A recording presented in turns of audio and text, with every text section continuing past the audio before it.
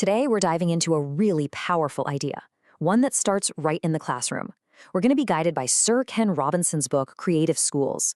We're going to unpack his argument for why we need to completely rethink education. And you know what? It has big implications for every single one of us. Just let that one sink in for a second. This idea from Sir Ken Robinson's now legendary 2006 TED Talk is really the heart of this whole thing. Does that ring a bell for you? That feeling that maybe, just maybe, school kind of overlooked the very thing that makes you, you. Well, if that hits home for you, you are so not alone. His TED Talk has been seen by an estimated 300 million people. Now, this isn't just some video that went viral. This is a global conversation, a shared feeling that something about our education system just isn't working anymore. Which brings us right to the big, provocative question at the center of his work. Do schools actually kill creativity? Is it possible that the very system that's supposed to help us grow is, well, accidentally doing the exact opposite? To really get this, let's talk about a story from the book. Meet Lena. She always felt kind of invisible in this one-size-fits-all school system. So she chose a path that actually lit her up, hairdressing. It was a real craft, right? It required artistry, a bit of chemistry, and a real knack for connecting with people. But on her very last day of school, this is what her headmistress said to her and 4 other girls who chose the same path. Can you just imagine that? A final, crushing judgment from the person who's supposed to be preparing you for life, just because you didn't pick a traditional academic career? But here's the thing, Lena went on to be this super successful hairdresser with her own business. Turns out, she was incredibly organized and had a real gift for working with people. Skills her school just completely missed because it was only looking for one super narrow kind of smart. So why? Why are schools like this? Why do they miss so much talent? Well, Robinson says to find the answer, we have to kind of jump in a time machine. We need to see when our schools were built and, more importantly, what they were built for. See, our whole system of public education was designed during the Industrial Revolution. It was built to feed the factories. It was all about efficiency, standardization, and sorting people into their little boxes. So the system isn't broken. It was built perfectly for a world that just doesn't exist anymore. And this right here, this is the fundamental problem. The old economy needed people who could conform. Our world today, it needs creativity, collaboration, and the ability to adapt. We are basically trying to run 21st century software on 19th century hardware, and it's just not working. Okay, so if that factory model is totally obsolete, what do we replace it with? Well, Robinson's answer is actually pretty simple, but it changes everything. This time he says it's gotta be personal. We need to switch from mass production to mass customization. Robinson has this perfect analogy for it. Think about buying a new car today. You get to customize pretty much everything, right?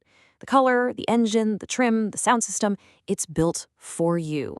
But our education system, it still feels like buying one of those old cars where the only choice you had was, do you want it or not?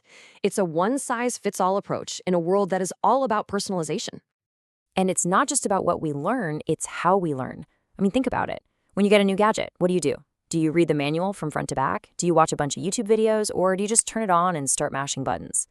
We all learn differently, so why on earth do we insist on teaching every single kid in the exact same way? So what does it actually look like when you bring education to life? These aren't just theories, you know? Let's check out some incredible real-world examples of what happens when you take this personalized approach. All right, let's go to Kansas City.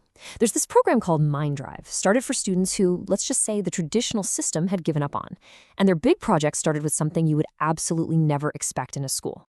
A totally wrecked Indy racing car. Yeah, instead of sitting through lectures, these kids were given a real, tangible, exciting challenge. Rebuild this car, and while you're at it, convert it to run on electricity. And get this, the result? Their very first car got the equivalent of 445 miles per gallon. These so-called at-risk kids learned mechanics, engineering, teamwork, but most importantly, they learned they could achieve something amazing. They felt powerful. And this isn't some one-off fluke. Let's head down to a really poor town in Mexico, and let me introduce you to a girl named Paloma. When we meet her, she's failing math. The odds are completely stacked against her. But then her teacher, this guy Sergio Juarez Correa, did something pretty radical. He just threw out the old playbook. He stopped lecturing. He turned his classroom into this place of discovery. focusing on sparking their curiosity and letting them work together to solve problems. And the result? Paloma didn't just pass math. She got the highest math score in the entire country of Mexico. She actually told her teacher that no one had ever made math seem so interesting before. See, she was never a failure. She was a genius just waiting for the right environment to grow. These stories, they're more than just inspiring little anecdotes. They're pointing us toward a whole new philosophy, a completely different way of thinking about what a school even is. Robinson says we need to change our whole metaphor. We need to stop thinking of schools as these rigid, standardized machines, like factories that are obsessed with test scores. And instead, we need to start thinking of them as living organisms, like a garden. They're adaptive, they're diverse, and they're focused on creating a culture where things can grow. A school leader's job isn't to be a boss, it's to be a gardener, creating the conditions for everyone to thrive. And all of this brings us to one last really big question that Ken Robinson leaves with us. And it's not just a question for teachers or politicians, it's for all of us. If we have the power to completely redesign our schools from the ground up, what should we be designing them for? What amazing talents are we missing out on right now? And what kind of future are we failing to build?